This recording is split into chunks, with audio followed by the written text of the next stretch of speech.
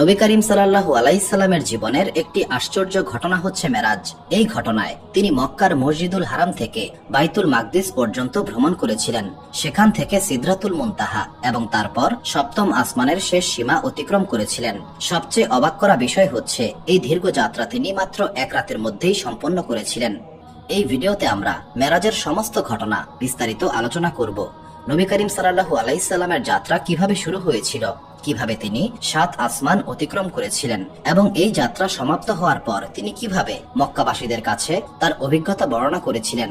মেরাজের ঘটনা শুনে মক্কাবাসীরা কি প্রতিক্রিয়া দেখিয়েছিল, তারা নবী করিম সাল্লাল্লাহু আলাইহি সাল্লামের জীবনের এই গুরুত্বপূর্ণ অধ্যায়কে বিশ্বাস করেছিল নাকি অবিশ্বাস করেছিল, এই সমস্ত বিষয়গুলিও আলোচনা করব। চলুন শুরু করা যাক।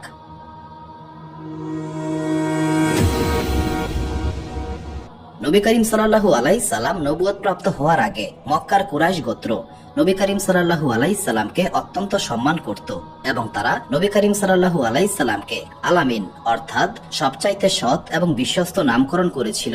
কিন্তু যখন তিনি তাওহীদের বাণী প্রচার শুরু করেছিলেন, তখন মক্কার কুরাইশরা নবী করিম সাল্লাল্লাহু আলাইহি সাল্লামের বিরোধিতা করেছিল। তারা নবী করিম সাল্লাল্লাহু আলাইহি সাল্লামের বিরুদ্ধে নানা ধরনের অপবাদ রটিয়েছিল এবং বেশ কয়েকবার নবী করিম সাল্লাল্লাহু আলাইহি সাল্লামকে হত্যা করার পরিকল্পনা করেছিল। এই কঠিন সময়ে নবী করিম সাল্লাল্লাহু আলাইহি সাল্লামের চাচা আবু তালিব নবী করিম সাল্লাল্লাহু আলাইহি সাল্লামকে কুরাইশদের আক্রমণ থেকে রক্ষা করেছিলেন। আবু তালিব নবী করিম সাল্লাল্লাহু আলাইহি সাল্লামকে তার জীবনের শেষ দিন পর্যন্ত রক্ষা করেছিলেন। একইভাবে আম্মাজান খাদিজা রাদিয়াল্লাহু তাআলা আনহা সব সময় নবী করিম সাল্লাল্লাহু আলাইহি সাল্লামের পাশে ছিলেন। যখন কুরাইশরা নবী করিম সাল্লাল্লাহু আলাইহি সাল্লামকে অপমান ও হয়রানি করত, তখন আম্মাজান খাদিজা রাদিয়াল্লাহু তাআলা আনহা নবী করিম সাল্লাল্লাহু আলাইহি সাল্লামকে সান্ত্বনা ও সমর্থন দিতেন। দীর্ঘ 10 বছর যাবত আবু তালিব এবং আম্মাজান খাদিজা রাদিয়াল্লাহু তাআলা আনহা নবী করিম সাল্লাল্লাহু আলাইহি সাল্লামকে সুরক্ষা প্রদান করেছিলেন। তারা তাদের সম্পদ এবং সময় দিয়ে নবী করিম সাল্লাল্লাহু আলাইহি সাল্লামের নিরাপত্তা বিধান করেছিলেন। কিন্তু নবুয়ত প্রাপ্তির 10 বছর পর আবু তালিব এবং আম্মাজান খাদিজা রাদিয়াল্লাহু তাআলা আনহা ইন্তেকাল করেন। আম্মাজান খাদিজা রাদিয়াল্লাহু তাআলা আনহা এবং আবু তালিবের মৃত্যু নবী করিম সাল্লাল্লাহু আলাইহি সাল্লামকে গভীর শোকে আচ্ছন্ন করেছিল। এই মর্মান্তিক ঘটনায় আলেমগণ এই বছরকে আমুল হুজনি বা বিষাদের বছর বলে অভিহিত করেছেন, কারণ নবী করিম সাল্লাল্লাহু আলাইহি সাল্লাম এই বছর গভীর শোকে নিমজ্জিত ছিলেন। আবু তালিব এবং খাদিজা রাদিয়াল্লাহু তাআলা আনহার মৃত্যুর পর কুরাইশরা আরো বেশি নিষ্ঠুর হয়ে ওঠে। মক্কার কুরাইশ গোত্র নবী করিম সাল্লাল্লাহু আলাইহি সাল্লামকে শারীরিক এবং মানসিকভাবে আঘাত করতে থাকে। কুরাইশরা নবী করিম সাল্লাল্লাহু আলাইহি সাল্লামকে ক্রমাগত অপমান ও হুমকি দিচ্ছিল। এই কষ্টের কারণে নবী করিম সাল্লাল্লাহু আলাইহি সাল্লাম তায়েফে যাওয়ার সিদ্ধান্ত নেন। নবী করিম সাল্লাল্লাহু আলাইহি সাল্লাম আশা করেছিলেন তায়েফের মানুষেরা নবী করিম সাল্লাল্লাহু আলাইহি সাল্লামকে সমর্থন করবে এবং সুরক্ষা দেবে। মক্কা থেকে তায়েফের দূরত্ব ছিল প্রায় 100 কিলোমিটার। তৎকালীন সময়ে মক্কা থেকে তায়েফে গমন করা ছিল খুবই কষ্টসাধ্য। নবী করিম সাল্লাল্লাহু আলাইহি সাল্লাম এই দীর্ঘ পথ পায়ে হেঁটে অতিক্রম করেছিলেন। একবার ভাবুন, এই দুর্গম রাস্তায় 100 কিলোমিটার হেঁটে যাওয়া কত কষ্টসাধ্য একটা ব্যাপার। আমাদের নবী তাওহীদের বার্তা প্রচারের জন্য কতই না কষ্ট করেছেন। সুবহানাল্লাহ। যে আশা নিয়ে নবী করিম সাল্লাল্লাহু আলাইহি সাল্লাম তায়েফ এসেছিলেন, সেই আশা খুব দ্রুত ভেঙে গিয়েছিল। তায়েফের লোকেরা মক্কার কুরাইশ গোত্রের চেয়েও আরো বেশি নিষ্ঠুর এবং কঠোর ছিল। তারা নবী করিম সাল্লাল্লাহু আলাইহি সাল্লামকে স্বাগত জানানোর পরিবর্তে নবী করিম সাল্লাল্লাহু আলাইহি সাল্লামের সঙ্গে নিষ্ঠুর আচরণ করেছিল। তারা নবী করিম সাল্লাল্লাহু আলাইহি সাল্লামকে পাথর নিক্ষেপ করেছিল এবং নবী করিম সাল্লাল্লাহু আলাইহি সাল্লামকে উদ্দেশ্য করে অনেক অপমানসূচক কথা বলেছিল। নবী করিম সাল্লাল্লাহু আলাইহি সাল্লাম প্রচন্ড হতাশা ও কষ্ট নিয়ে তায়েফ ছেড়ে চলে এসেছিলেন। এই কষ্টের মুহূর্তে নবী করিম সাল্লাল্লাহু আলাইহি সাল্লাম একটি বাগানে বিশ্রাম নেওয়ার জন্য থেমেছিলেন।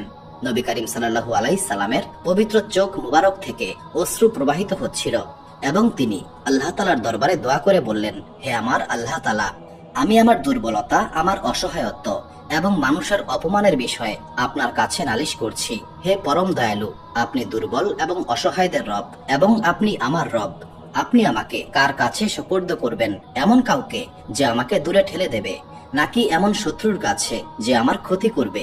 হে আমার আল্লাহ তাআলা, আপনি আমাকে আপনার রহমত থেকে বঞ্চিত করবেন না। আমি এই কষ্টগুলিকে সন্তুষ্ট চিত্তে গ্রহণ করছি যতক্ষণ পর্যন্ত আপনি আমার উপর সন্তুষ্ট থাকবেন। হে আমার আল্লাহ তাআলা, আমি আপনার কাছে সুরক্ষা ও দয়া প্রার্থনা করছি। হে আমার রব, আমাকে আপনার নূরের আশ্রয় দিন, যা অন্ধকারকে আলোকিত করবে এবং পৃথিবী ও আখিরাতের জন্য হেদায়েতের পথ দেখাবে। আমি আপনার অসন্তুষ্টি ও ক্রোধ থেকে আশ্রয় চাই। হে আমার আল্লাহ তাআলা, আপনার সাহায্য ছাড়া আমার কোনো শক্তি বা ক্ষমতা নেই। মহান আল্লাহ তাআলা নবী করিম সাল্লাল্লাহু আলাইহি সাল্লামের এই প্রার্থনা কবুল করেছিলেন। তায়েফ থেকে ফেরার পর মহান আল্লাহ তাআলা নবী করিম সাল্লাল্লাহু আলাইহি সাল্লামকে বিশেষভাবে সম্মানিত করেছিলেন।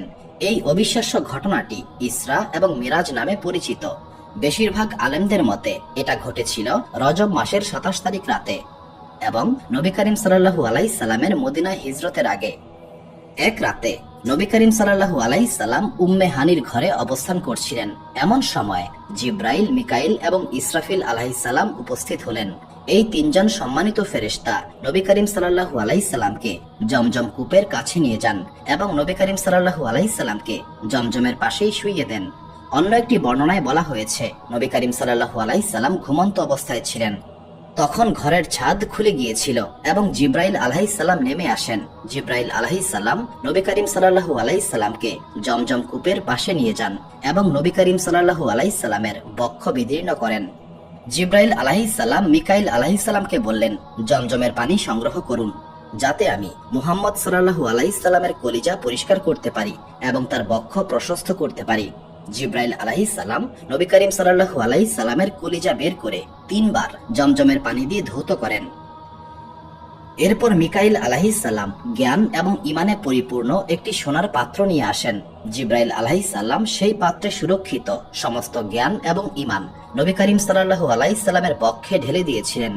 সঙ্গে সঙ্গে নবী করিম সাল্লাল্লাহু আলাইহি সাল্লামের হৃদয় গভীর জ্ঞান, মহান প্রজ্ঞা, দৃঢ় ঈমান এবং পরিপূর্ণ ইসলামে পূর্ণ হয়ে যায়। এরপর জিব্রাইল আলাইহিস সালাম নবুয়তের শিলমোহর দিয়ে নবী করিম সাল্লাল্লাহু আলাইহি সাল্লামের বুক জোড়া লাগিয়ে দিলেন। কিছুক্ষণ পর নবী করিম সাল্লাল্লাহু আলাইহি সাল্লামের বাহন হিসেবে বুরাককে উপস্থিত করা হলো। বুরাক হচ্ছে একটি অদ্ভুত প্রাণী। বুরাকের রং ছিল সাদা, গাধার চেয়ে বড় কিন্তু খচ্চরের চেয়ে ছোট। বুরাকের লম্বা 2টি কান ছিল এবং বুরাকের প্রতিটি পদক্ষেপ এতটাই বড় ছিল যে এটা এক ধাপে অবিশ্বাস্য দূরত্ব অতিক্রম করতে পারত। বুরাকের 2টি ডানা ছিল যা তাকে দ্রুত চলাচলে সাহায্য করত। যখন নবী করিম সাল্লাল্লাহু আলাইহি সাল্লাম বুরাকে আরোহণ করার চেষ্টা করছিলেন, তখন বুরাক অস্থিরতা প্রদর্শন করছিল। তখন জিব্রাইল আলাইহিস সালাম বুরাকের পিঠে হাত রেখে বললেন, হে বুরাক, তোমার এমন আচরণে আমি বিস্মিত হচ্ছি। মহান আল্লাহ তাআলার কসম, যিনি তোমার আরোহী, তার চাইতে অধিক সম্মানিত আর কেউ নেই। তিনি হচ্ছেন মুহাম্মদ সাল্লাল্লাহু আলাইহি সাল্লাম, মহান আল্লাহ তাআলার সর্বাধিক সম্মানিত রাসূল। জিব্রাইল আলাইহিস সালামের এই কথায় বুরাক এতটাই লজ্জিত হলো যে তার শরীর থেকে ঘাম বের হতে শুরু করলো। এরপর নবী করিম সাল্লাল্লাহু আলাইহি সাল্লাম বুরাকে আরোহণ করলেন এবং এই মহান যাত্রা শুরু হলো। যাত্রাকালে জিব্রাইল আলাইহিস সালাম নবী করিম সাল্লাল্লাহু আলাইহি সাল্লামের ডান পাশে ছিলেন এবং তিনি বুরাকের জিন ধরেছিলেন, এবং মিকাইল আলাইহিস সালাম নবী করিম সাল্লাল্লাহু আলাইহি সাল্লামের বাম পাশে ছিলেন এবং তিনি বুরাকের লাগাম ধরেছিলেন। বেশ কিছুক্ষণ যাত্রা করার পর বুরাক একটি খেজুর বাগানে অবতরণ করলো। জিব্রাইল আলাইহিস সালাম বললেন, হে আল্লাহ তাআলার রাসূল সাল্লাল্লাহু আলাইহি সাল্লাম, নামুন এবং এখানে সালাত আদায় করুন। নবী করিম সাল্লাল্লাহু আলাইহি সাল্লাম বুরাক থেকে নেমে সেখানে সালাত আদায় করলেন। সালাত আদায় করার পর আবারও যাত্রা শুরু হলো। জিব্রাইল আলাইহিস সালাম বললেন, হে আল্লাহ তাআলার রাসূল সাল্লাল্লাহু আলাইহি সাল্লাম, আপনি কি জানেন আপনি কোথায় সালাত আদায় করেছেন? নবী করিম সাল্লাল্লাহু আলাইহি সাল্লাম উত্তর দিলেন, এই বিষয়ে আমি অবগত নই। জিব্রাইল আলাইহিস সালাম বললেন, এটা হচ্ছে মদিনা, কিছুদিন পর আপনি এখানেই হিজরত করবেন। অন্যদিকে বুরাক অবিশ্বাস্য গতিতে যাত্রা করছিল। কিছুক্ষণ পর বুরাক আবারও থেমে গেল। জিব্রাইল আলাইহিস সালাম বললেন, হে মুহাম্মদ সাল্লাল্লাহু আলাইহি সাল্লাম, নামুন এবং এখানে সালাত আদায় করুন। জিব্রাইল আলাইহিস সালামের কথা মতো নবী করিম সাল্লাল্লাহু আলাইহি সাল্লাম সালাত আদায় করলেন এবং আবারও বুরাকে আরোহণ করলেন। জিব্রাইল আলাইহিস সালাম বললেন, হে আল্লাহর রাসূল সাল্লাল্লাহু আলাইহি সাল্লাম, আপনি কি জানেন আপনি কোথায় সালাত আদায় করেছেন? নবী করিম সাল্লাল্লাহু আলাইহি সাল্লাম উত্তর দিলেন, হে জিব্রাইল, আমি এই বিষয়ে অবগত নই। জিব্রাইল আলাইহিস সালাম বললেন, আপনি মাদিয়ান শহরে সালাত আদায় করেছেন। এই শহরে মুসা আলাইহিস সালাম একবার বিশ্রাম নিয়েছিলেন। বুরাক আবারও যাত্রা শুরু করলো এবং কিছুক্ষণ পর আবারও থেমে গেল। জিব্রাইল আলাইহিস সালাম আবারও বললেন, হে মুহাম্মদ সাল্লাল্লাহু আলাইহি সাল্লাম, এখানে সালাত আদায় করুন। নবী করিম সাল্লাল্লাহু আলাইহি সাল্লাম সালাত আদায় করলেন এবং আবারও বুরাকে আরোহণ করলেন। জিব্রাইল আলাইহিসসালাম বললেন, হে আল্লাহ রাসূল সাল্লাল্লাহু আলাইহি সাল্লাম, আপনি কি জানেন আপনি কোথায় সালাত আদায় করেছেন? নবী করিম সাল্লাল্লাহু আলাইহি সাল্লাম উত্তর দিলেন, হে জিব্রাইল, আমি এই বিষয়ে অবগত নই। জিব্রাইল আলাইহিসসালাম বললেন, আপনি তুর পাহাড়ে সালাত আদায় করেছেন। এই পর্বতে মুসা আলাইহিসসালাম মহান আল্লাহ তাআলার সঙ্গে কথা বলেছিলেন। আবারও যাত্রা শুরু হলো। এবার বুরাক শাম দেশের আশেপাশে কোথাও একটা অবতরণ করলো। জিব্রাইল আলাইহিসসালাম বললেন, হে মুহাম্মদ, এখানে সালাত আদায় করুন। জিব্রাইল আলাইহিসসালামের কথা মতো নবী করিম সাল্লাল্লাহু আলাইহি সাল্লাম সালাত আদায় করে বুরাকে আরোহণ করলেন। জিব্রাইল আলাইহিসসালাম বললেন, হে আল্লাহ তাআলার রাসূল সাল্লাল্লাহু আলাইহি সাল্লাম, আপনি কি জানেন আপনি কোথায় সালাত আদায় করেছেন? নবী করিম সাল্লাল্লাহু আলাইহি সাল্লাম বললেন, হে জিব্রাইল, আমি অবগত নই। জিব্রাইল আলাইহিসসালাম বললেন, আপনি বাইতুল্লাহমে অর্থাৎ বেথেলহেমে সালাত আদায় করেছেন। এই স্থানে ঈসা আলাইহিসসালাম জন্মগ্রহণ করেছিলেন। বুরাক অবিশ্বাস্য গতিতে যাত্রা করছিল। এমন সময় নবী করিম সাল্লাল্লাহু আলাইহি সাল্লাম একটি জিন দেখলেন। এই জিনের নাম হচ্ছে ইফরিত। ইফরিত আগুনের গোলা নিয়ে নবী করিম সাল্লাল্লাহু আলাইহি সাল্লামকে অনুসরণ করছিল। মাঝে মধ্যেই ইফরিত নবী করিম সাল্লাল্লাহু আলাইহি সাল্লামের সামনে চলে আসছিল। তখন জিব্রাইল আলাইহিসসালাম নবী করিম সাল্লাল্লাহু আলাইহি সাল্লামকে বললেন, হে মুহাম্মদ সাল্লাল্লাহু আলাইহি সাল্লাম, আপনি কি একটি আমল শিখতে চান? যদি আপনি এই আমল পাঠ করেন তাহলে আগুন নিভে যাবে এবং এই ইফরিত পালিয়ে যাবে।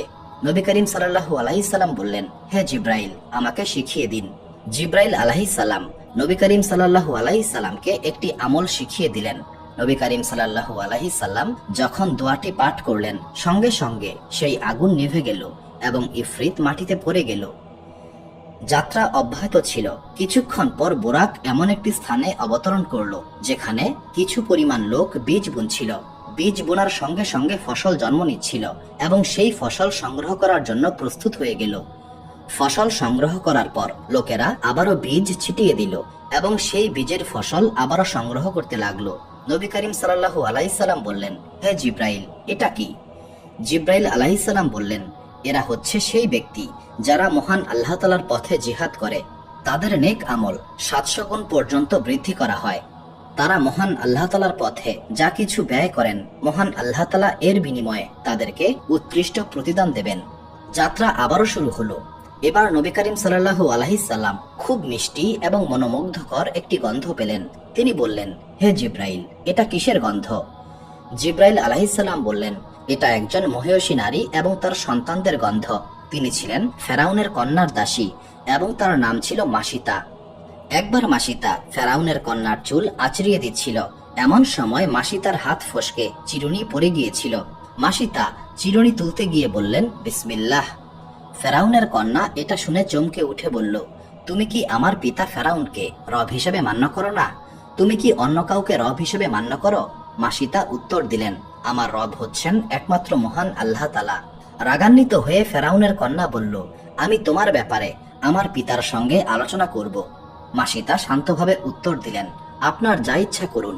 মাসিতার ব্যাপারে জানার পর ফেরাউন রাগান্বিত হয়ে মাসিতাকে ডেকে বলল, তোমার রব কে? মাসিতা শান্ত কণ্ঠে উত্তর দিল, আমার এবং আপনার রব হচ্ছেন মহান আল্লাহ তাআলা। এই মাসিতার 2টি সন্তান ছিল। ফেরাউন নির্দেশ দিল, মাসিতার পরিবারের সবাইকে বন্দী করে আমার ইবাদত করতে বাধ্য করতে হবে।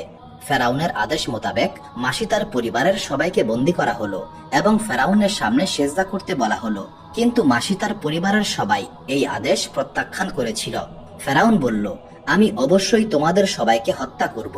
মাসিতা বলল, আপনার যা ইচ্ছা করুন। এই দুনিয়ার সমস্ত সম্পদ আমাকে এনে দিলেও আমি আমার রবকে পরিত্যাগ করব না। আপনি চাইলে আমাদের হত্যা করতে পারেন। ফেরাউনের আদেশ মোতাবেক একটি বিশাল তামার পাত্রে তেল গরম করা হলো। তারপর মাসিতা, মাসিতার স্বামী এবং তার সন্তানদের এক এক করে সেই ফুটন্ত গরম তেলে নিক্ষেপ করা হলো। ভয়ানক যন্ত্রণা সত্ত্বেও মাসিতা এবং তার পরিবার ঈমানের উপর অটল ছিল এবং এক আল্লাহ তাআলা ছাড়া অন্য কারো ইবাদত করতে অস্বীকার করেছিল। যখন মাসিতার 3 মাসের শিশু সন্তানকে ফুটন্ত তেলে নিক্ষেপ করার প্রস্তুতি নেওয়া হচ্ছিল, তখন মাসিতা কিছুটা বিভ্রান্ত হয়ে পড়েছিল। এমন সময় সেই 3 মাসের শিশু শান্ত ও কোমল কণ্ঠে বলল, হে আমার মা, আপনি শান্ত হন, দ্বিধা করবেন না, আপনি সঠিক পথেই রয়েছেন। নিজের সন্তানের মুখে এমন কথা শুনে মাসিতা শক্তি পেলেন এবং এর কিছুক্ষণ পরেই মাসিতার পরিবারের সবাইকে ফুটন্ত তেলে নিক্ষেপ করা হয়েছিল। মানবজাতির ইতিহাসে সর্বমোট 4 জন শিশু কথা বলতে সক্ষম হয়েছিল। তারা হচ্ছেন মাসিতার 3 মাসের শিশু, নবী ইউসুফ আলাইহিসসালামের পক্ষে সাক্ষ্য দেওয়া শিশু, জুরাইজের গল্পের শিশু এবং ঈসা ইবনে মারিয়াম আলাইহিসসালাম। যাই হোক, আমরা আমাদের মূল কাহিনীতে ফেরত আসি। নবী করিম সাল্লাল্লাহু আলাইহি সাল্লাম এমন কিছু মানুষকে দেখলেন যাদের সামনে 2টি পাত্র ছিল। একটি পাত্রে ছিল তাজা ও সুস্বাদু গোশত এবং অন্য পাত্রে ছিল পচা ও বাজে গোশত। নবী করিম সাল্লাল্লাহু আলাইহি সাল্লাম অবাক হয়ে দেখলেন উক্ত মানুষেরা তাজা গোশত রেখে পচা গোশত আহার করছে। নবী করিম সাল্লাল্লাহু আলাইহি সাল্লাম বললেন, হে জিব্রাইল, এটা কি? জিব্রাইল আলাইহিস সালাম বললেন, এরা হলো আপনার উম্মতের কিছু মানুষ যাদের হালাল ও ভালো স্ত্রী রয়েছে, এরপরেও তারা হারাম সম্পর্কে জড়িয়ে পড়ত। এরপর নবী করিম সাল্লাল্লাহু আলাইহি সাল্লাম দেখলেন একদল মানুষ রক্তের নদীতে সাঁতার কাটছে এবং তাদের উদ্দেশ্য করে পাথর নিক্ষেপ করা হচ্ছে। নবী করিম সাল্লাল্লাহু আলাইহি সাল্লাম বললেন, হে জিব্রাইল, এটা কি? জিব্রাইল আলাইহিস সালাম উত্তর দিলেন, এরা হচ্ছে সুদখোর। এরপর নবী করিম সাল্লাল্লাহু আলাইহি সাল্লাম আরেক দল মানুষকে দেখলেন যারা ধারালো নখ দিয়ে নিজেদের মুখ ও শরীর ক্ষতবিক্ষত করছিল। নবী করিম সাল্লাল্লাহু আলাইহি সাল্লাম বললেন, হে জিব্রাইল, এরা কারা? জিব্রাইল আলাইহিস সালাম উত্তর দিলেন, এই মানুষগুলি পরনিন্দা ও গীবত করত এবং কথার মাধ্যমে অন্যের সম্মান নষ্ট করত। নবী করিম সাল্লাল্লাহু আলাইহি সাল্লাম এবার বিশাল দেহের একজন মানুষকে দেখলেন। তার চামড়া লালচে সাদা, তার একটি চোখ জ্বলজ্বল করছিল এবং তার চুল কোঁকড়ানো ছিল। নবী করিম সাল্লাল্লাহু আলাইহি সাল্লাম জিজ্ঞাসা করলেন, হে জিব্রাইল, এটা কে? জিব্রাইল আলাইহিস সালাম উত্তর দিলেন, এটা হচ্ছে দাজ্জাল।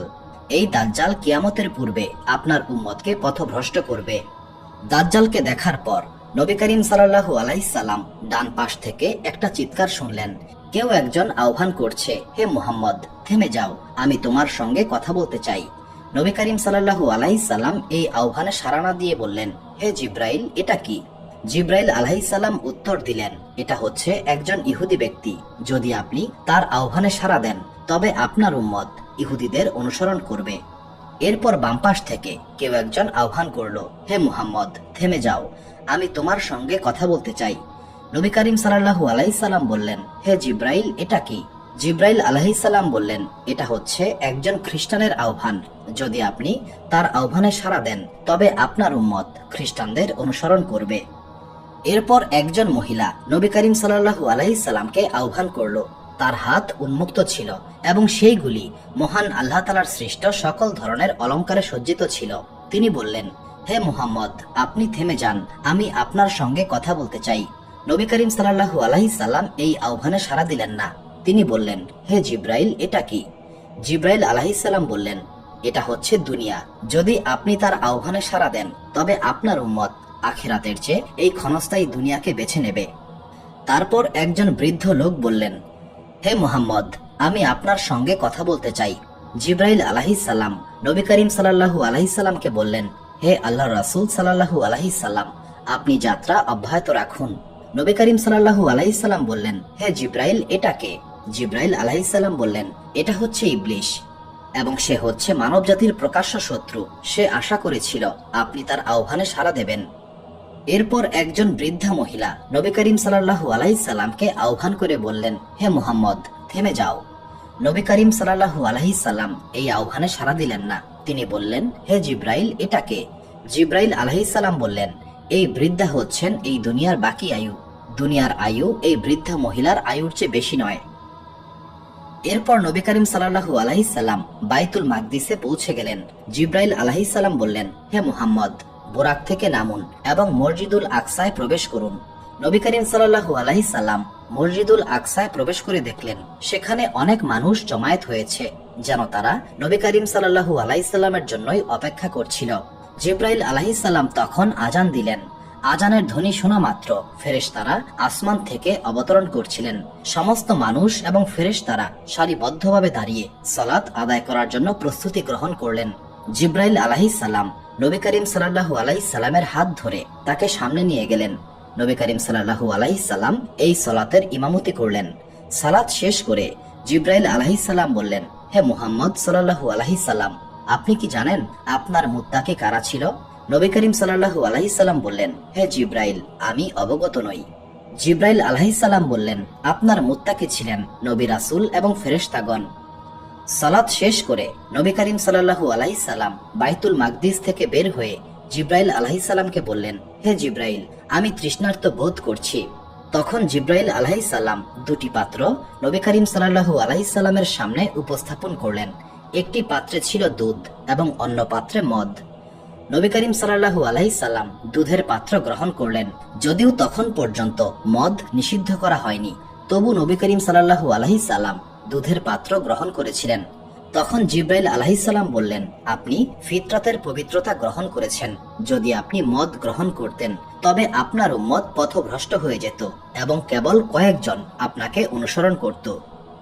এরপর নবী করিম সাল্লাল্লাহু আলাইহিস সালাম বাইতুল মাকদিস থেকে সিদরাতুল মুনতাহার উদ্দেশ্যে যাত্রা শুরু করেছিলেন।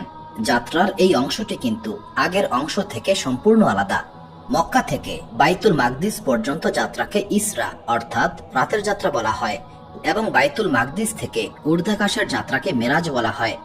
নবী করিম সাল্লাল্লাহু আলাইহিস সালাম জিব্রাইল আলাইহিস সালামকে সঙ্গে নিয়ে প্রথম আসমানে পৌঁছে গেলেন। এই আসমানের দরজায় ইসমাইল নামক একজন ফেরেশতা ছিলেন, যিনি বাতাসে বসবাস করতেন। ইসমাইল ফেরেশতা কখনো পৃথিবীতে আসেন নাই, শুধুমাত্র নবী করিম সাল্লাল্লাহু আলাইহিস সালামের ওফাতের দিন তিনি এই পৃথিবীতে অবতরণ করেছিলেন। ইসমাইল ফেরেশতার অধীনে 70,000 ফেরেশতা রয়েছে এবং এই 70,000 ফেরেশতার প্রত্যেক ফেরেশতার অধীনে আরো 70,000 ফেরেশতা রয়েছে। নবী করিম সাল্লাল্লাহু আলাইহিস সালাম এবং জিব্রাইল আলাইহিস সালাম প্রথম আসমানে পৌঁছার পর সেখানকার ফেরেশতারা নবী করিম সাল্লাল্লাহু আলাইহিস সালামকে উষ্ণ অভ্যর্থনা জানিয়েছিল। তবে সেখানে একজন ফেরেশতা ছিলেন যিনি নবী করিম সাল্লাল্লাহু আলাইহিস সালামকে দেখে হাসেন নাই। নবী করিম সাল্লাল্লাহু আলাইহিস সালাম জিব্রাইল আলাইহিস সালামকে বললেন, হে জিব্রাইল, এই ফেরেশতাকে, তিনি হাসেন না কেন? জিব্রাইল আলাইহিস সালাম বললেন, তিনি সৃষ্টির পর থেকে কখনো হাসেন নাই। যদি তিনি হাসতেন তবে তিনি আপনার সাক্ষাৎ পাওয়ার আনন্দেই হাসতেন। তিনি হলেন মালেক আলাইহিস সালাম, তিনি হচ্ছেন জাহান্নামের সর্দার। নবী করিম সাল্লাল্লাহু আলাইহিস সালাম বললেন, হে জিব্রাইল, আমি জাহান্নাম দেখতে চাই। জিব্রাইল আলাইহিস সালাম তখন মালেক আলাইহিস সালামকে বললেন, মহান আল্লাহ তাআলার রাসূল সাল্লাল্লাহু আলাইহিস সালাম জাহান্নাম ভ্রমণ করতে চান। কিন্তু মালেক আলাইহিস সালাম বললেন, এটা সম্ভব নয়, কারণ মুহাম্মদ সাল্লাল্লাহু আলাইহিস সালাম জাহান্নামে প্রবেশ করা মাত্রই ওনার বরকতে জাহান্নামের আগুন শীতল হয়ে যাবে। সুবহানাল্লাহ। তবে মহান আল্লাহ তাআলার পক্ষ থেকে মালেক আলাইহিস সালামকে বলা হলো, হে মালেক, আমি আমার হাবিবকে জাহান্নাম দেখার অনুমতি দিয়েছি। তখন মালেক আলাইহিস সালাম জাহান্নামের দরজা খুলে দিলেন। দরজা খোলা মাত্র নবী করিম সাল্লাল্লাহু আলাইহিস সালাম বিশাল আগুন দেখতে পেলেন। এই আগুন এতটাই তীব্র ছিল যে যদি কোনো পাথর বা লোহা সেখানে নিক্ষেপ করা হতো তবে তা সঙ্গে সঙ্গেই ধ্বংস হয়ে যেত। জাহান্নামে নবী করিম সাল্লাল্লাহু আলাইহিস সালাম এমন সব ভয়ানক শাস্তি দেখলেন যা তিনি আগে কখনো দেখেন নাই। তিনি দেখলেন কিছু মানুষের মাথায় পাথর দ্বারা আঘাত করা হচ্ছে। এই আঘাতে তাদের মাথা চূর্ণ বিচূর্ণ হচ্ছে এবং তা আগের অবস্থায় ফেরত যাচ্ছে এবং আবারও আঘাত করা হচ্ছে। এই চক্রটি অবিরাম চলছিল। নবী করিম সাল্লাল্লাহু আলাইহিস সালাম বললেন, হে জিব্রাইল, এরা কারা? জিব্রাইল আলাইহিস সালাম উত্তর দিলেন, এরা হচ্ছে সেই ব্যক্তি যারা সালাত আদায়ে অবহেলা করত। তাদের মাথা এতই ভারী ছিল যে তারা মহান আল্লাহ তাআলার সামনে সিজদা করতে পারত না। নবী করিম সাল্লাল্লাহু আলাইহিস সালাম জাহান্নামে এমন কিছু মানুষ দেখলেন যাদের ঠোঁট উটের ঠোঁটের মতো ছিল। যখন তাদের মুখ খোলা হতো তখন জাহান্নামের বড় বড় পাথর তাদের মুখে ঢুকানো হচ্ছিল। এই পাথরগুলি তাদেরকে পুড়িয়ে দিত এবং শেষ পর্যন্ত গুজ্জদার দিয়ে বের হয়ে আসতো এবং তারা যন্ত্রণায় চিৎকার করছিল। নবী করিম সাল্লাল্লাহু আলাইহিস সালাম বললেন, হে জিব্রাইল, এরা কারা? জিব্রাইল আলাইহিস সালাম বললেন, এই সমস্ত ব্যক্তিরা ইয়াতিমের সম্পদ অন্যায়ভাবে দখল করত, সেই জন্য তাদের পেটে জাহান্নামের আগুন ভরে দেওয়া হচ্ছে। নবী করিম সাল্লাল্লাহু আলাইহিস সালাম দেখলেন কিছু পরিমাণ মহিলাকে তাদের স্তন দ্বারা ঝুলিয়ে দেওয়া হয়েছে এবং আরো কিছু মহিলাকে উল্টো করে ঝুলিয়ে দেওয়া হয়েছে। নবী করিম সাল্লাল্লাহু আলাইহিস সালাম বললেন, হে জিব্রাইল, এরা কারা? জিব্রাইল আলাইহিস সালাম বললেন, এই নারীরা ব্যভিচার করত এবং তাদের সন্তানদেরকে হত্যা করত। এরপর নবী করিম সাল্লাল্লাহু আলাইহিস সালাম দেখলেন কিছু মানুষের শরীর থেকে মাংস কেটে নেওয়া হচ্ছে এবং সেই মাংস তাদেরকেই খাওয়ানো হচ্ছে। নবী করিম সাল্লাল্লাহু আলাইহিস সালাম বললেন, হে জিব্রাইল, এরা কারা? জিব্রাইল আলাইহিস সালাম বললেন, এরা হচ্ছে আপনার উম্মতের কিছু মানুষ যারা অন্যদেরকে নিয়ে ঠাট্টা বিদ্রুপ করত এবং অপমান করত। নবী করিম সাল্লাল্লাহু আলাইহিস সালাম আরো দেখলেন কিছু মানুষের জিহ্বা এবং ঠোঁট ধারালো কাঁচি দিয়ে কাটা হচ্ছে প্রতিবার কাটা হলে তাদের জিহ্বা এবং ঠোঁট আগের অবস্থায় ফেরত যাচ্ছে এবং আবার কাটা হচ্ছে। এই চক্রটি অবিরাম চলছিল। নবী করিম সাল্লাল্লাহু আলাইহিস সাল্লাম বললেন, হে জিব্রাইল, এরা কারা? জিব্রাইল আলাইহিস সালাম বললেন, এরা হচ্ছে আপনার উম্মতের এমন কিছু মানুষ যারা ফিতনা ছড়ায়। তারা কথা বলে কিন্তু নিজেরা পালন করে না। যাত্রা অব্যাহত ছিল। নবী করিম সাল্লাল্লাহু আলাইহিস সাল্লাম আরো অনেক রকমের শাস্তি দেখলেন, যা বর্ণনা করাও দুঃসাধ্য ব্যাপার। এরপর নবী করিম সাল্লাল্লাহু আলাইহিস সাল্লাম জাহান্নামের সর্দার মালেক আলাইহিস সালামকে জাহান্নামের দরজা বন্ধ করতে বললেন। মালেক আলাইহিস সালাম জাহান্নামের দরজা বন্ধ করে দিলেন। নবী করিম সাল্লাল্লাহু আলাইহিস সালামের এই যাত্রা অব্যাহত ছিল এবং তিনি বিশাল আকৃতির একজন মানুষের কাছে পৌঁছে গেলেন। এই মানুষটির আশেপাশে অনেক রূহ অবস্থান করছিল। ডান পাশের রূহগুলি থেকে সুগন্ধ আসছিল এবং বাম পাশের রূহগুলি থেকে দুর্গন্ধ আসছিল। যখন এই ব্যক্তি ডান পাশে তাকালেন তখন তিনি আনন্দে হাসলেন, কিন্তু যখন বাম পাশে তাকালেন তখন তিনি খুবই দুঃখিত হলেন। নবী করিম সাল্লাল্লাহু আলাইহিস সালাম বললেন, হে জিব্রাইল, ইনি কে? জিব্রাইল আলাইহিস সালাম বললেন, ইনি হচ্ছেন সমগ্র মানব জাতির পিতা আদম আলাইহিস সালাম। আদম আলাইহিস সালামের ডান পাশের রূহগুলি হচ্ছে জান্নাতের বাসিন্দা এবং বাম পাশের রূহগুলি হচ্ছে জাহান্নামের বাসিন্দা। আদম আলাইহিস সালামের ডান পাশের দরজাটি হচ্ছে জান্নাতের দরজা। যখন তিনি তার সন্তানদের এই দরজায় প্রবেশ করতে দেখেন তখন তিনি আনন্দে হাসেন, এবং বাম পাশের দরজাটি হচ্ছে জাহান্নামের দরজা। যখন তিনি তার সন্তানদের এই দরজায় প্রবেশ করতে দেখেন তখন তিনি গভীর দুঃখে কান্নাকাটি করেন। নবী করিম সাল্লাল্লাহু আলাইহিস সাল্লাম আদম আলাইহিস সালামকে সালাম দিলেন এবং আদম আলাইহিস সালাম সালামের উত্তর দিয়ে বললেন, স্বাগত হে আমার পুণ্যবান পুত্র এবং পুণ্যবান নবী। আদম আলাইহিস সালাম নবী করিম সাল্লাল্লাহু আলাইহিস সাল্লামের জন্য দোয়া করেছিলেন। আদম আলাইহিস সালামের সঙ্গে সাক্ষাতের পর নবী করিম সাল্লাল্লাহু আলাইহিস সাল্লামের যাত্রা আবারও শুরু হলো এবং দ্বিতীয় আসমানে পৌঁছে গেলেন। সেখানে তিনি ঈসা ইবনে মারিয়াম আলাইহিস সালাম এবং ইয়াহিয়া ইবনে জাকারিয়া আলাইহিস সালামের সাক্ষাৎ পেয়েছিলেন। নবী করিম সাল্লাল্লাহু আলাইহিস সালাম ঈসা আলাইহিস সালাম এবং ইয়াহিয়া আলাইহিস সালামকে সালাম দিয়েছিলেন। তারা সালামের উত্তর দিয়ে বললেন, স্বাগত হে পুণ্যবান ভাই এবং পুণ্যবান নবী। তারপর এই দুইজন নবী করিম সাল্লাল্লাহু আলাইহিস সালামের জন্য দোয়া করেছিলেন। এরপর নবী করিম সাল্লাল্লাহু আলাইহিস সালাম আবারও যাত্রা শুরু করলেন এবং তৃতীয় আসমানে পৌঁছে গেলেন। তৃতীয় আসমানে নবী করিম সাল্লাল্লাহু আলাইহিস সালামের সঙ্গে ইউসুফ আলাইহিস সালামের সাক্ষাৎ হয়েছিল। নবী করিম সাল্লাল্লাহু আলাইহিস সালাম তাকে সালাম দিলেন এবং ইউসুফ আলাইহিস সালাম সালামের উত্তর দিয়ে বললেন, স্বাগত হে পুণ্যবান ভাই ও পুণ্যবান নবী। তারপর ইউসুফ আলাইহিস সালাম নবী করিম সাল্লাল্লাহু আলাইহিস সালামের জন্য দোয়া করেছিলেন। নবী করিম সাল্লাল্লাহু আলাইহিস সালাম আবারও যাত্রা শুরু করলেন এবং চতুর্থ আসমানে পৌঁছে গেলেন। সেখানে তিনি ইদ্রিস আলাইহিস সালামের সাক্ষাৎ পেলেন। নবী করিম সাল্লাল্লাহু আলাইহিস সালাম তাকে সালাম দিলেন এবং ইদ্রিস আলাইহিস সালাম সালামের উত্তর দিয়ে বললেন, স্বাগত হে পুণ্যবান ভাই এবং পুণ্যবান নবী। ইদ্রিস আলাইহিস সালামও মুহাম্মদ সাল্লাল্লাহু আলাইহিস সালামের জন্য দোয়া করেছিলেন। এরপর নবী করিম সাল্লাল্লাহু আলাইহিস সালাম পঞ্চম আসমানে পৌঁছে গেলেন। সেখানে নবী করিম সাল্লাল্লাহু আলাইহিস সালামের সঙ্গে হারুন আলাইহিস সালামের সাক্ষাৎ হয়েছিল। হারুন আলাইহিস সালামের দাড়ি অনেক লম্বা ছিল, যা তার নাভি পর্যন্ত পৌঁছে গিয়েছিল। হারুন আলাইহিস সালামের দাড়ি অর্ধেক সাদা এবং অর্ধেক কালো ছিল। নবী করিম সাল্লাল্লাহু আলাইহিস সালাম তাকে সালাম দিলেন এবং হারুন আলাইহিস সালাম সালামের উত্তর দিয়ে বললেন, স্বাগত হে পুণ্যবান ভাই ও পুণ্যবান নবী। হারুন আলাইহিস সালামও নবী করিম সাল্লাল্লাহু আলাইহিস সালামের জন্য দোয়া করেছিলেন। এরপর নবী করিম সাল্লাল্লাহু আলাইহিস সালাম আবারও যাত্রা শুরু করলেন। ষষ্ঠ আসমানে পৌঁছার আগে তিনি অনেক নবী এবং রাসূলদের সঙ্গে সাক্ষাৎ করেছিলেন। এই সব নবী এবং রাসূলদের সঙ্গে তাদের অনুসারীরাও ছিল। কয়েকজন এমন নবীও ছিলেন যাদের অনুসারীর সংখ্যা ছিল 10 জনের রকম। কয়েকজন নবীর অনুসারী ছিল 10 জনের কিছু বেশি, আবার কিছু পরিমাণ নবীর অনেক অনুসারী ছিল। এমনকি এমন কিছু নবীও ছিলেন যাদের কোনো অনুসারী ছিল না। নবী করিম সাল্লাল্লাহু আলাইহিস সাল্লাম তারপর একটি বিশাল দলকে দেখলেন যারা দিগন্ত জুড়ে ছড়িয়ে ছিল। নবী করিম সাল্লাল্লাহু আলাইহিস সাল্লাম বললেন, হে জিব্রাইল, এরা কারা? জিব্রাইল আলাইহিস সালাম বললেন, এরা হচ্ছে মুসা আলাইহিস সালামের অনুসারী। তারপর জিব্রাইল আলাইহিস সালাম নবী করিম সাল্লাল্লাহু আলাইহিস সালামকে মাথা উঁচু করতে বললেন। যখন নবী করিম সাল্লাল্লাহু আলাইহিস সালাম মাথা উঁচু করলেন তখন তিনি আরো একটি বিশাল দলকে দেখতে পেলেন যারা দিগন্তের সব দিকেই ছড়িয়ে ছিল। জিব্রাইল আলাইহিস সালাম বললেন, এরা হচ্ছে আপনার উম্মত। এদের মধ্যে 70,000 এমন মানুষ রয়েছে যারা বিনা হিসাবে জান্নাতে প্রবেশ করবে। সুবহানাল্লাহ।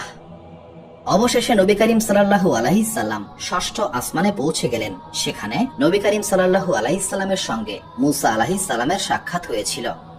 নবী করিম সাল্লাল্লাহু আলাইহি সাল্লাম মুসা আলাইহিস সালামকে সালাম দিলেন। মুসা আলাইহিস সালাম সালামের উত্তর দিয়ে বললেন, স্বাগত হে পুণ্যবান ভাই ও পুণ্যবান নবী। তিনি নবী করিম সাল্লাল্লাহু আলাইহি সাল্লামের জন্য দোয়া করেছিলেন। মুসা আলাইহিস সালাম নবী করিম সাল্লাল্লাহু আলাইহি সাল্লামকে বুকে জড়িয়ে ধরে কাঁদতে শুরু করলেন। নবী করিম সাল্লাল্লাহু আলাইহি সাল্লাম বললেন, হে সম্মানিত নবী, আপনি কাঁদছেন কেন? মুসা আলাইহিস সালাম বললেন, আমার পরে মহান আল্লাহ তাআলা এমন একজন নবীকে পাঠিয়েছেন যার উম্মত আমার উম্মতের থেকে অনেক গুণ বেশি সংখ্যায় জান্নাতে প্রবেশ করবে। বনি ইসরায়েলিরা এটা মনে করত আমি আদম আলাইহিস সালামের বংশধরদের মধ্যে মহান আল্লাহ তাআলার কাছে সবচেয়ে সম্মানিত, কিন্তু আপনি মহান আল্লাহ তাআলার কাছে সবচেয়ে সম্মানিত মানুষ। আপনি শুধু আমার সম্মানকেই ছাড়িয়ে যান নাই, বরং আপনার উম্মতরাও আমার সম্মানকে অতিক্রম করেছে। সুবহানাল্লাহ। মুসা আলাইহিস সালামের সঙ্গে সাক্ষাতের পর নবী করিম সাল্লাল্লাহু আলাইহি সাল্লাম আবারও যাত্রা শুরু করলেন এবং সপ্তম আসমানে পৌঁছে গেলেন। সেখানে তিনি ইব্রাহিম আলাইহিস সালামের সাক্ষাৎ পেলেন। ইব্রাহিম আলাইহিস সালাম বাইতুল মামুরে হেলান দিয়ে বসেছিলেন। নবী করিম সাল্লাল্লাহু আলাইহি সাল্লাম তাকে সালাম দিলেন এবং ইব্রাহিম আলাইহিস সালাম সালামের উত্তর দিয়ে বললেন, স্বাগত হে আমার পুণ্যবান পুত্র এবং পুণ্যবান নবী। তারপর ইব্রাহিম আলাইহিস সালাম বললেন, আপনি মহান আল্লাহ তাআলার সঙ্গে সাক্ষাৎ লাভ করবেন। আপনার উম্মত হচ্ছে সর্বশেষ এবং সবচাইতে দুর্বল, তাই আপনার উম্মতের জন্য দোয়া করুন। আপনার উম্মতকে জান্নাতে বৃক্ষ রোপণ করতে বলুন, কারণ জান্নাতের জমি উর্বর এবং অনেক সুন্দর। নবী করিম সাল্লাল্লাহু আলাইহি সাল্লাম বললেন, জান্নাতে কিভাবে বৃক্ষ রোপণ করা যায়? ইব্রাহিম আলাইহিস সালাম বললেন, জিকিরের মাধ্যমে জান্নাতে বৃক্ষ রোপণ করা যায়। এরপর নবী করিম সাল্লাল্লাহু আলাইহি সাল্লাম কিছুটা সামনে অগ্রসর হলেন। সেখানে তিনি মানুষের দুইটা দল দেখতে পেলেন। প্রথম দলের মুখমণ্ডল ছিল খুবই সাদা, পবিত্র এবং উজ্জ্বল, কিন্তু দ্বিতীয় দলের মুখমণ্ডল কিছুটা সাদা কম ছিল, যেন তাদের মুখে দাগ রয়েছে। দ্বিতীয় দলটি একটি নদীতে প্রবেশ করলো এবং 3 বার গোসল করলো। প্রতিবার গোসল শেষে তাদের মুখমণ্ডল আরো সাদা এবং পরিষ্কার হয়ে যেত। তৃতীয়বার গোসলের পর দ্বিতীয় দলের মুখমণ্ডল প্রথম দলের মতোই সাদা ও পবিত্র হয়ে গেল। তারপর দ্বিতীয় দলের মানুষেরা প্রথম দলের সঙ্গে যোগ দিয়ে একত্রিত হয়ে গেল। নবী করিম সাল্লাল্লাহু আলাইহি সাল্লাম বললেন, হে জিব্রাইল, খুব সাদা মুখমণ্ডল যাদের, তারা কারা? আর যাদের মুখমণ্ডলে দাগ ছিল তারা কারা? এটা কেমন নদী এবং এই মানুষেরা এখানে কেন গোসল করছে? জিব্রাইল আলাইহিস সালাম বললেন, প্রথম দল যাদের মুখমণ্ডল খুব সাদা, তারা ঈমানকে পাপের সঙ্গে মিশ্রিত করেনি। দ্বিতীয় দল যাদের মুখমণ্ডলে দাগ ছিল, তারা ভালো কাজের সঙ্গে মন্দ কাজ মিশ্রিত করেছিল, কিন্তু পরে তওবা করেছিল এবং মহান আল্লাহ তাআলা তাদের তওবা গ্রহণ করেছেন। এই নদীটি হচ্ছে রহমতের নদী, দ্বিতীয়টি হচ্ছে মহান আল্লাহ তাআলার বরকত এবং তৃতীয়টি হলো যেখানে মহান আল্লাহ তাআলা একটি পবিত্র পানীয় দিয়েছেন। এই স্থান আপনার এবং আপনার উম্মতের জন্য। এই অবিশ্বাস্য ঘটনা দেখার পর নবী করিম সাল্লাল্লাহু আলাইহি সাল্লাম এবং জিব্রাইল আলাইহিস সালাম বাইতুল মামুরের উদ্দেশ্যে যাত্রা শুরু করেছিলেন। বাইতুল মামুর হচ্ছে আসমানবাসীদের কাবা। এর অবস্থান পৃথিবীর কাবার সঙ্গে সরাসরি মিলে যায়। যদি বাইতুল মামুর থেকে একটি পাথর পড়ে, তবে সেটা সরাসরি কাবার উপরেই পড়বে। বাইতুল মামুরে সালাত আদায় করার পর জিব্রাইল আলাইহিস সালাম নবী করিম সাল্লাল্লাহু আলাইহি সাল্লামকে সঙ্গে নিয়ে জান্নাতে গেলেন। জান্নাতে নবী করিম সাল্লাল্লাহু আলাইহি সাল্লাম এমন কিছু দেখলেন যা তিনি পৃথিবীতে আগে কখনো দেখেন নাই। এমন কিছু শুনলেন যা তিনি আগে কখনো শুনেন নাই। এমন কিছু অনুভব করলেন যা তিনি আগে কখনো অনুভব করেন নাই। জান্নাত ছিল অকল্পনীয় সুন্দর, যা বর্ণনার বাইরে। জান্নাতে মুক্তার তৈরি গম্বুজ ছিল এবং জান্নাতের মাটি মেশকের সুগন্ধে ভরপুর ছিল। জান্নাতের মাটি ও কাদা ছিল জাফরানের মতো, সাদা আটার মতো এবং মিষ্টি ও মেশকের সুগন্ধযুক্ত। জান্নাতের আলো ছিল উজ্জ্বল, পবিত্র এবং সর্বত্র ছিল মহিমান্বিত। নবী করিম সাল্লাল্লাহু আলাইহি সাল্লাম আরো দেখলেন প্রবাহিত নদী, সুন্দর অলংকার এবং চমকপ্রদ বৃক্ষরাজি। তিনি একটি দুধের নদী দেখলেন যা বহমান ছিল, একটি সুস্বাদু শরাবের নদী ছিল এবং একটি মধুর নদী ছিল যা ছিল স্বচ্ছ ও পরিষ্কার। তিনি আরো দেখলেন একটি মহিমান্বিত হাউস যার নাম হচ্ছে হাউজে কাউসার। সুবহানাল্লাহ। জান্নাতের সৌন্দর্য দেখার পর জিব্রাইল আলাইহিস সালাম নবী করিম সাল্লাল্লাহু আলাইহি সাল্লামকে নিয়ে সিদরাতুল মুনতাহা নামক মহিমান্বিত স্থানে নিয়ে গেলেন। সিদরাতুল মুনতাহা এমন রঙে ঢাকা ছিল যে রং নবী করিম সাল্লাল্লাহু আলাইহি সাল্লাম আগে কখনো দেখেন নাই। সেখানে একটি বিশাল বৃক্ষ ছিল, যার শিকড় ষষ্ঠ আসমানে এবং শাখাগুলি সপ্তম আসমানে প্রসারিত ছিল এবং এর চূড়া সপ্তম আসমানকে অতিক্রম করেছিল। এই বৃক্ষ থেকেই কয়েকটি নদীর সূচনা হয়েছে। নবী করিম সাল্লাল্লাহু আলাইহিস সাল্লাম এই নদীগুলি সম্পর্কে জিব্রাইল আলাইহিস সালামকে জিজ্ঞাসা করেছিলেন। জিব্রাইল আলাইহিস সালাম বললেন, দুইটি গোপন নদী জান্নাতে রয়েছে এবং দুইটি দৃশ্যমান নদী হচ্ছে নীল নদ এবং ফোরাত। এই বৃক্ষের পাতাগুলি ছিল হাতির কানের মতো চওড়া। এই বৃক্ষের একটি পাতা পৃথিবীর সমস্ত প্রাণীকে ঢেকে ফেলতে পারবে। ক্রমাগত রং পরিবর্তন করছিল, রুবি ও পান্নার মতো জ্বলজ্বল করছিল। প্রতিটি পাতায় একজন করে ফেরেশতা অবস্থান করছিল। বৃক্ষটিতে প্রচুর ফল ছিল। প্রতিটা ফল উটের মতো বা ঘরের মতো বড় ছিল এবং ফলগুলি দেখতে নারকেলের মতো ছিল। নবী করিম সাল্লাল্লাহু আলাইহিস সাল্লাম সোনার তৈরি পঙ্গপাল দেখেছিলেন। এই দৃশ্যটা এতই মনোমুগ্ধকর ছিল যে নবী করিম সাল্লাল্লাহু আলাইহিস সাল্লাম যা বলেছিলেন সেটা তার দেখার সামান্য অংশ মাত্র।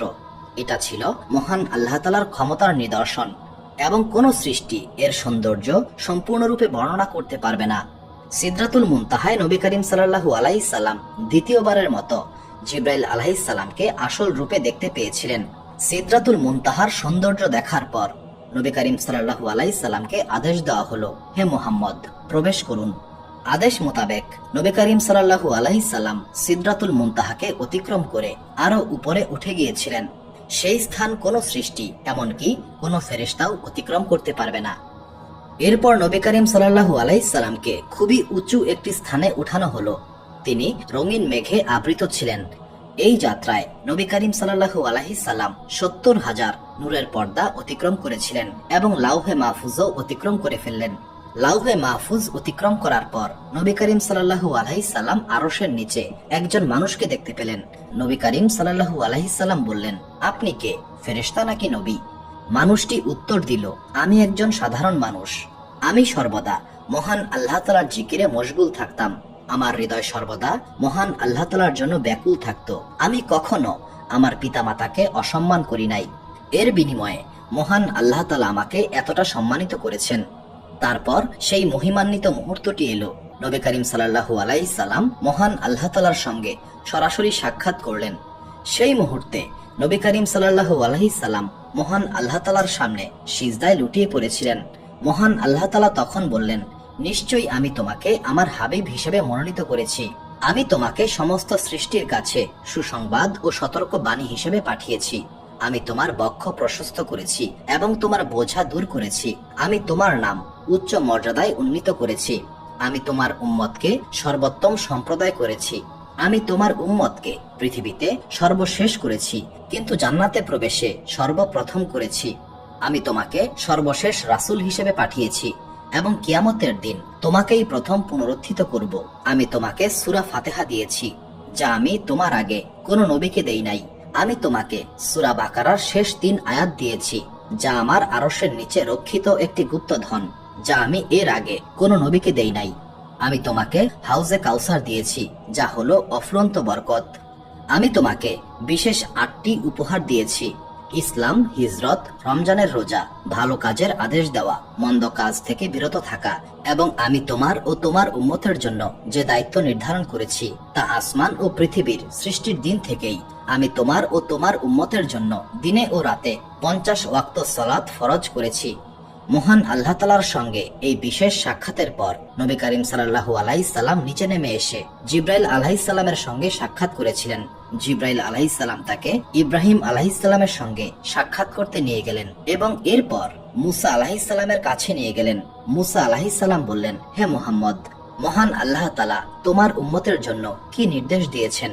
নবী করিম সাল্লাল্লাহু আলাইহিস সালাম বললেন, আমার এবং আমার উম্মতের জন্য দিন ও রাতে 50 ওয়াক্ত সালাত আদায় করতে বলেছেন। এটা শুনে মুসা আলাইহিস সালাম বললেন, আপনার উম্মত এত পরিমাণ সালাত আদায় করতে পারবে না। তখন নবী করিম সাল্লাল্লাহু আলাইহিস সালাম জিব্রাইল আলাইহিস সালামের কাছে পরামর্শ চাইলেন। জিব্রাইল আলাইহিস সালাম মুসা আলাইহিস সালামের এই কথায় সম্মতি জ্ঞাপন করলেন।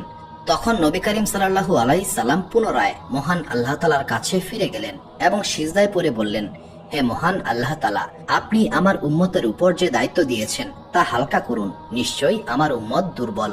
মহান আল্লাহ তাআলা বললেন, আমি তোমার উম্মতের জন্য এটা 45 ওয়াক্ত করে দিলাম। নবী করিম সাল্লাল্লাহু আলাইহি সাল্লাম এরপর মুসা আলাইহিস সালামের কাছে গেলেন। মুসা আলাইহিস সালাম বললেন, আপনার উম্মত এটা বহন করতে পারবে না। আমি এটা বনি ইসরায়েলকে পরীক্ষা করেছি, তারাও এটা সহ্য করতে পারেনি। মুসা আলাইহিস সালামের পরামর্শ অনুসরণ করে নবী করিম সাল্লাল্লাহু আলাইহি সাল্লাম আবারও মহান আল্লাহ তাআলার কাছে ফেরত গেলেন এবং তার উম্মতের জন্য রহমত চাইলেন। প্রতিবার তিনি অনুরোধ করলেন এবং মহান আল্লাহ তাআলা নামাজের সংখ্যা 5 করে কমিয়ে দিলেন। অবশেষে কয়েকবার অনুরোধের পর মহান আল্লাহ তাআলা বললেন, হে মুহাম্মদ, আমি তোমার ও তোমার উম্মতের জন্য দিনে ও রাতে 5 ওয়াক্ত সালাত আদায়কে ফরজ করেছি। প্রতি ওয়াক্ত সালাতের জন্য 10 গুণ সওয়াব দেওয়া হবে। তাই 5 ওয়াক্ত সালাত 50 ওয়াক্ত সালাতের সমান সওয়াবের হবে। মহান আল্লাহ তাআলার নিকট থেকে এই রহমত পাওয়ার পর নবী করিম সাল্লাল্লাহু আলাইহি সাল্লাম আবারও মুসা আলাইহিস সালামের কাছে গেলেন। মুসা আলাইহিস সালাম বললেন, হে মুহাম্মদ, আপনি দুনিয়ার উদ্দেশ্যে যাত্রা শুরু করুন। নবী করিম সাল্লাল্লাহু আলাইহি সাল্লাম তারপর জিবরাইল আলাইহিস সালামের সঙ্গে রওনা হলেন। প্রথম আসমানে পৌঁছালে নবী করিম সাল্লাল্লাহু আলাইহি সাল্লাম হঠাৎ করেই ধুলা ও ধোঁয়া দেখতে পেলেন এবং একটি জোরে শব্দ শুনতে পেলেন। তিনি বললেন, হে জিবরাইল, এটা কি? জিবরাইল আলাইহিস সালাম বললেন, এটা হচ্ছে শয়তান। সে মানুষদেরকে বিভ্রান্ত করে যাতে মানুষ আসমান ও দুনিয়ার বিস্ময় দেখতে না পায়। যদি সে এটা না করত তবে মানুষ আসমান ও দুনিয়ার মধ্যে থাকা অনেক আশ্চর্য জিনিস দেখতে পেত। এরপর নবী করিম সাল্লাল্লাহু আলাইহি সাল্লাম এবং জিবরাইল আলাইহিস সালাম পৃথিবীতে অবতরণ করেছিলেন এবং নবী করিম সাল্লাল্লাহু আলাইহি সাল্লাম আবারও বুরাকে আরোহণ করে সেই রাতেই মক্কায় ফেরত এলেন। ফেরার পথে নবী করিম সাল্লাল্লাহু আলাইহি সাল্লাম দেখলেন একটি কুরাইশ বাণিজ্য কাফেলা সিরিয়ার দিক থেকে মক্কার উদ্দেশ্যে যাত্রা করছে। তাদের একটি উট 2টি বস্তা বহন করছিল, একটি সাদা এবং অন্যটি কালো। উট 2টি নবী করিম সাল্লাল্লাহু আলাইহি সাল্লামকে বুরাকে আরোহণরত অবস্থায় দেখতে পেয়ে প্রচন্ড ভয় পেয়েছিল এবং চক্রাকারে দৌড়াতে শুরু করলো। যাত্রা পথে নবী করিম সাল্লাল্লাহু আলাইহি সাল্লাম আরেকটি বাণিজ্য কাফেলা দেখলেন যারা শাম দেশ থেকে ফেরত আসছিল। তাদের একটি উট পথ হারিয়ে ফেলেছিল। নবী করিম সাল্লাল্লাহু আলাইহি সাল্লাম সেই উটটিকে কাফেলার নিকট পৌঁছে দিয়েছিলেন। নবী করিম সাল্লাল্লাহু আলাইহি সাল্লাম এই কাফেলার মানুষদেরকে সালাম দিয়েছিলেন এবং কাফেলার মানুষ নবী করিম সাল্লাল্লাহু আলাইহি সাল্লামের কণ্ঠস্বর চিনতে পেরেছিল। তবে তারা এটা বুঝতে পারছিল না যে এটা কি সত্যি মুহাম্মদ সাল্লাল্লাহু আলাইহি সাল্লাম কিনা। নবী করিম সাল্লাল্লাহু আলাইহি সাল্লাম মক্কায় ফিরে আসার পর উম্মে হানির সঙ্গে প্রথমবার সাক্ষাৎ করেছিলেন। নবী করিম সাল্লাল্লাহু আলাইহি সাল্লাম উম্মে হানিকে তার ভ্রমণের কথা খুলে বললেন। উম্মে হানি অবাক হলেও নবী করিম সাল্লাল্লাহু আলাইহি সাল্লামের সমস্ত কথা শুনলেন। যদিও এটা অবিশ্বাস্য ছিল, তবু উম্মে হানি নবী করিম সাল্লাল্লাহু আলাইহি সাল্লামকে বিশ্বাস করেছিল। উম্মে হানি বললেন, হে আল্লাহ রাসূল সাল্লাল্লাহু আলাইহি সাল্লাম, এই সমস্ত কিছু আপনি মক্কাবাসীদের বলবেন? নবী করিম সাল্লাল্লাহু আলাইহি সাল্লাম বললেন, মহান আল্লাহ তাআলার কসম, আমি অবশ্যই মক্কাবাসীদের কাছে সমস্ত কিছুই বর্ণনা করব। উম্মে হানি নবী করিম সাল্লাল্লাহু আলাইহি সাল্লামকে পরামর্শ দিয়েছিলেন তিনি যেন মানুষের কাছে এই কাহিনী না বলেন, কারণ উম্মে হানি ভয় পাচ্ছিলেন মক্কাবাসীরা নবী করিম সাল্লাল্লাহু আলাইহি সাল্লামকে উপহাস এবং বিদ্রূপ করবে।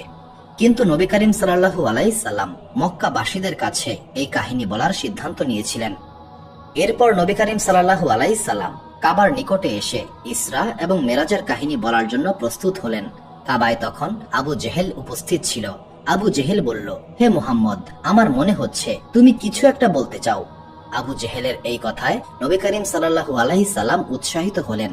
সঙ্গে সঙ্গে তিনি আবু জেহেলকে মেরাজের সমস্ত কাহিনী বললেন। নবীজির কথা শুনে আবু জেহেল বলল, তুমি কি এই কাহিনী কুরাইশদের বলতে চাও? নবী করিম সাল্লাল্লাহু আলাইহি সাল্লাম বললেন, অবশ্যই। তখন আবু জেহেল মক্কার মানুষদেরকে জমায়েত করে ফেলল। আবু জেহেলের উদ্দেশ্য ছিল নবী করিম সাল্লাল্লাহু আলাইহি সাল্লামকে সাহায্য করা নয়, বরং নবী করিম সাল্লাল্লাহু আলাইহি সাল্লামকে অপদস্থ করা। আবু জেহেলের কাছে নবী করিম সাল্লাল্লাহু আলাইহি সাল্লামের এই কাহিনী অবিশ্বাস্য মনে হয়েছিল। কেউ কি করে এক রাতে বাইতুল মাকদিস পর্যন্ত যেতে পারে, আবার সপ্তম আসমান পর্যন্ত যেতে পারে, তার কাছে এটা অবিশ্বাস্য মনে হচ্ছিল। ফলে আবু জেহেল নবী করিম সাল্লাল্লাহু আলাইহি সাল্লামকে অপদস্থ করার এই বিশাল বড় সুযোগ হাতছাড়া করতে চায়নি। আবু জেহেল বলল, হে মুহাম্মদ, সবাইকে তোমার কাহিনী বলো। তখন নবী করিম সাল্লাল্লাহু আলাইহি সাল্লাম সেখানে জমায়েত হওয়া মক্কাবাসীদের কাছে তার সমস্ত কাহিনী খুলে বললেন। নবী করিম সাল্লাল্লাহু আলাইহি সাল্লাম সমস্ত কাহিনী বলার পর মক্কার মানুষ হতবিহ্বল হয়ে পড়েছিল। এই ঘটনার পর মক্কার মুশরিকরা নবী করিম সাল্লাল্লাহু আলাইহি সাল্লামকে নিয়ে উপহাস করা আরো বাড়িয়ে দিল এবং কিছু পরিমাণ মুসলিম তাদের ঈমান নিয়ে সন্দেহ করতে শুরু করেছিল। আবু জেহেল প্রচন্ড আনন্দিত হয়েছিল। সে বলে বেড়াতে লাগলো, মুহাম্মদ এখন সম্পূর্ণরূপে পাগল। আবু জেহেল এটা নিশ্চিত ছিল যে লোকেরা নবী করিম সাল্লাল্লাহু আলাইহি সাল্লামকে ছেড়ে চলে যাবে, কিন্তু তখন একটি অপ্রত্যাশিত ঘটনা ঘটেছিল। নবী করিম সাল্লাল্লাহু আলাইহি সাল্লামকে লোকেরা ঘিরেছিল। এটা দেখে আবু বকর রাদিয়াল্লাহু তাআলা আনহু সঙ্গে সঙ্গে তার নিকটে গেলেন। তিনি জিজ্ঞাসা করলেন, কি হয়েছে? তোমরা নবী করিম সাল্লাল্লাহু আলাইহি সাল্লামকে ঘিরে দাঁড়িয়ে আছো কেন? লোকেরা বলল, তোমার বন্ধু মুহাম্মদ আমাদের সঙ্গে মিথ্যা বলছেন, সে আমাদের প্রতারিত করেছে। আবু বকর রাদিয়াল্লাহু তাআলা আনহু বললেন, মুহাম্মদ কি বলেছেন? তখন লোকেরা আবু বকর রাদিয়াল্লাহু তাআলা আনহুকে ইসরা এবং মেরাজের সমস্ত ঘটনা খুলে বলল। আবু বকর রাদিয়াল্লাহু তাআলা আনহু বললেন, মুহাম্মদ সাল্লাল্লাহু আলাইহি সাল্লাম যা বলেছেন সবই সত্য। যদি মুহাম্মদ সাল্লাল্লাহু আলাইহি সাল্লাম এর চেয়েও বেশি অবিশ্বাস্য কিছু বলে থাকেন, আমি সেটাও বিশ্বাস করব। এখানে উপস্থিত আমরা সবাই জানি মুহাম্মদ কখনো বাইতুল মাকদিসে যাননি এবং তোমাদের মধ্যে অনেকেই সেখানে গিয়েছো। আমি নবী করিম সাল্লাল্লাহু আলাইহি সাল্লামকে বাইতুল মাকদিস সম্পর্কে জিজ্ঞাসা করব। যদি নবী করিম সাল্লাল্লাহু আলাইহি সাল্লামের কথা তোমাদের সঙ্গে মিলে যায় তবে তিনি সত্য বলেছেন, আর যদি একটি কথাও ভুল হয় তবে আমরা একমত হতে পারবো তিনি মিথ্যা বলেছেন। সবাই আবু বকরের এই প্রস্তাবে সম্মত হলো। এরপর আবু বকর নবী করিম সাল্লাল্লাহু আলাইহি সাল্লামকে বাইতুল মাকদিসের ব্যাপারে বলতে বললেন। নবী করিম সাল্লাল্লাহু আলাইহি সাল্লাম যখন বাইতুল মাকদিস সম্পর্কে বলছিলেন, তখন মহান আল্লাহ তাআলা বাইতুল মাকদিসকে তার চোখের সামনে তুলে ধরলেন। নবী করিম সাল্লাল্লাহু আলাইহি সাল্লাম তখন বাইতুল মাকদিসের দরজা, স্তম্ভের সংখ্যা থেকে শুরু করে ক্ষতিগ্রস্ত মেঝে পর্যন্ত সমস্ত কিছুর বিস্তারিত বর্ণনা দিলেন। নবী করিম সাল্লাল্লাহু আলাইহি সাল্লামের প্রতিটি বর্ণনার সঙ্গে সঙ্গে আবু বকর বলতে থাকলেন, আপনি ঠিক বলেছেন হে আল্লাহর রাসূল, আপনি যা বলেছেন সবই সত্য, আপনি সত্য নবী। এই কারণে আবু বকর সিদ্দিক রাদিয়াল্লাহু তাআলা আনহুকে আস সিদ্দিক অর্থাৎ সত্যবাদী উপাধি দেওয়া হয়েছিল। প্রিয় ভাই ও বোনেরা, ইসরা ও মেরাজের ঘটনায় আবু বকর সিদ্দিক রাদিয়াল্লাহু তাআলা আনহুর ভূমিকা ছিল অত্যন্ত গুরুত্বপূর্ণ। যারা নবী করিম সাল্লাল্লাহু আলাইহি সাল্লামকে উপহাস করেছিল তারাও সত্যটা উপলব্ধি করতে শুরু করেছিল এবং যারা মুসলিম ছিল তাদের ঈমান আরো শক্তিশালী হয়েছিল। সবচেয়ে গুরুত্বপূর্ণ বিষয় হচ্ছে, মুসলিম হিসেবে আমাদেরকে অবশ্যই বিশ্বাস করতে হবে যে নবী করিম সাল্লাল্লাহু আলাইহি সাল্লাম কখনো মিথ্যা বলেন নাই। সুপ্রিয় দর্শক মণ্ডলী, প্রতিদিন নতুন নতুন ভিডিও পেতে আমাদের চ্যানেলটি অবশ্যই সাবস্ক্রাইব করুন এবং পাশে থাকা বেল আইকনটি প্রেস করতে অবশ্যই ভুলবেন না, এবং সেই সাথে আপনার যে কোনো মতামত আমাদের জানাতে আমাদের ভিডিওতে অবশ্যই কমেন্ট করুন। আশা করি আপনারা সবাই ভালো থাকবেন এবং সুস্থ থাকবেন। আসসালামু আলাইকুম।